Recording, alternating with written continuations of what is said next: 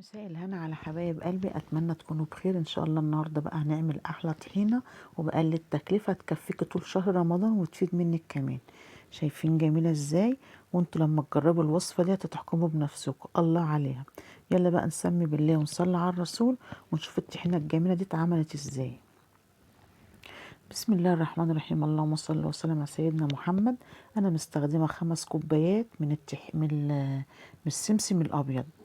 طبعا هنزله طبعا على النار اهو في الطاسه، هطلع الرطوبه منه، وطبعا هديله لون كده ايه، غامق بسيط قوي كده اهو. تمام كده اهو. تمام. ما شاء الله عليه طلع لي الروايح زي ما انتوا شايفين اهوت. معلش عندي الكاميرا بس وقفت معايا كده شويه، معلش سامحوني. فان شاء الله هتشتغل دلوقتي هتبقى تمام. تمام اوي كده اهوت. هجيب بوله طبعا وافضي عليها السمسم اللي انا حمصته، طبعا نص تحميصه على النار اهو زي ما انتوا شايفين.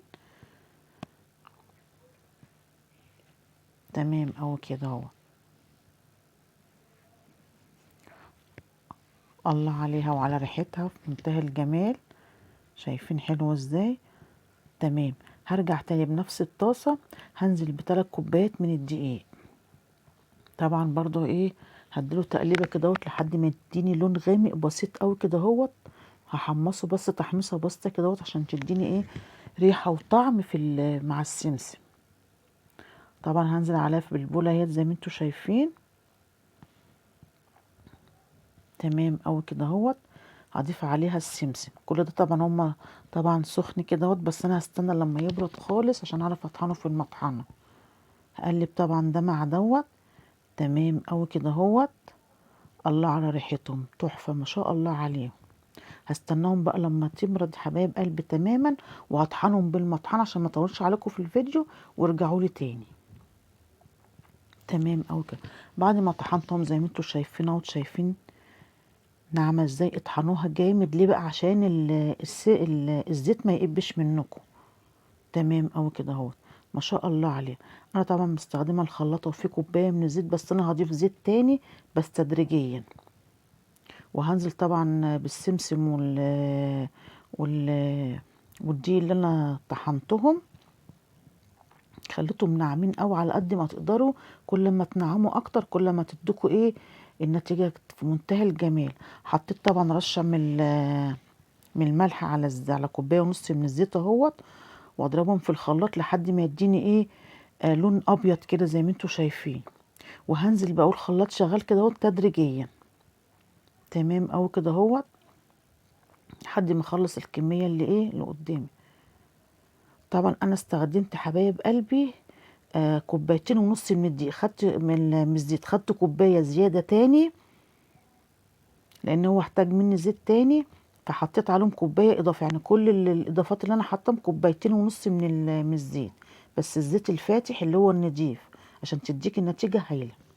شايفين جميل ازاي؟ تحفه ما شاء الله عليه. انا طبعا انا معايا ازاي هيت على هيئه فانوس، كل سنه وانتم طيبين.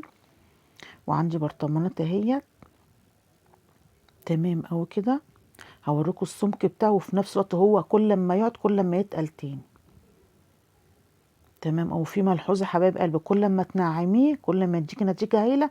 ما يخليش الزيت يقب من على الوش كده وتفضل الطحينه راكزه في الارضيه. شايفين جميل ازاي؟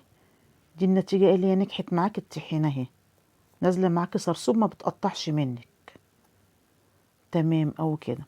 انا بوريكم الازازه مكتوب عليها رمضان كريم. يا رب يعود عليكم الايام بخير، واللهم بلغنا كلنا رمضان يا رب. دي بقى هتكفيكي طول شهر رمضان وتفيد كمان منك. وطحينه قسما بالله العظيم مش عشان انا اللي عاملاها، اجمل من بره وريحتها تحفه ما شاء الله عليها.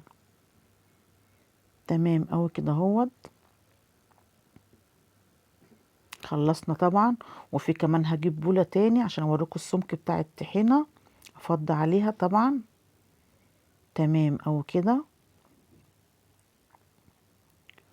ما شاء الله.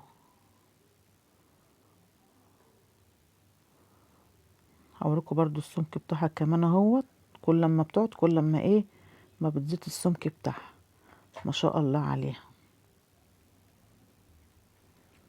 شايفين جميلة ازاي؟ تحفة. وبقلل التكلفة، ما كلفناش اي حاجة. كل اللي احنا عملناه 5 كوبايات من السمسم الابيض، و3 كوبايات من الدقيق، وكوبايتين ونص من الزيت، ورشة من الملح. يلا بقى جربوا حبايب قلبي، قولوا له ايه رايكم. ولو عجبكم بقى الفيديو ما تنساش بقى في الشير واللايك واشتراك في القناه عشان يوصلكوا كل جديد. واشوفكم على خير ان شاء الله الفيديو الجاي. والسلام عليكم ورحمة الله وبركاته. ابو جنيه يا ولاد